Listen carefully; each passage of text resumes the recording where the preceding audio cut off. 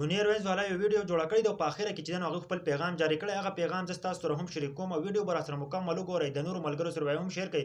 منیر وینز والا تاسو پیژنئ، عدنان کامران دغه کم کسان چې ویډیوګانې جوړي هغه ډېرې زیاتې ښایسته ویډیوګانې جوړي. نو په هغه کې چې اخر ته دیو چې پارت 2 چې په کې شریک کړی دی د ماشومتوب ژوند په کې چې پارت 2 کې چې په اخر کې دا پیغام جاری کړی چې مخکینه دور ډېر زیات ښکلی و، هغه لوبي اوس چاته نه ورځي، هغه زندگی چاته چې اوس نه ده معلوم. که تاسو وګورئ قسمه قسم لوبې چې په هغه پارت کې چې هغه یوز کړی دی، هغه استعمال کړی دی چې دا لوبي موږ مخکې کولې او نه اوس هغه لوبي څوک نه کوي.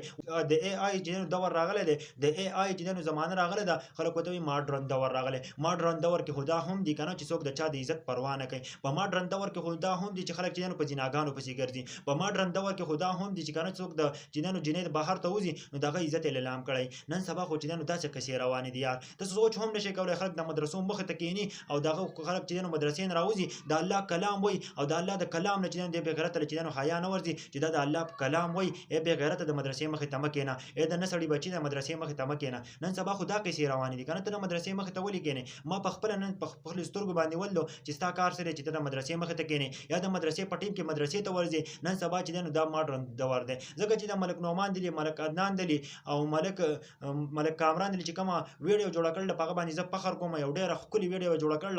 نن سبا چې ماشوم ته موبایل ورکړي، نن سبا ماشوم ته چې هغه لوبي نه خي. مخکې ساده دور نو څوک د دې قصو میسونه نه خبر، اوس د ورته وګوره اوس به اوس موبایل ورسره وي، ماشوم به د هر قصې نه خبري چې دا دسی کیږي او دا قصه دسی کیږي. نن چې ما ولید د یار د مدرسو مخې ته خلک کینی د الله د کلام نه چې هغه چې حیا نه ورځي. الله پاک دې تباہ او برباد کړي دي خلک چې هغه راځي د مدرسو مخې ته کینی او د خلکو عزتونه لیلام کوي، د خلکو په عزتونو پسې روان دي. نن ما په خپل سترګو باندې ول د یار نو داسې قصې چرته هم مکوي. د ملک عدنان دی، د ملک نومان دی، دا ویډیو چې دا ډیره زبردست و. هغه چې نن سبا خلکو زیناګان ته زور ورکړی دی. نکاحګانې خو بالکل ختم شوی دی، ولې نکاحګانې ګرانې کړې دي، زیناګانو له زور ورکړی دی.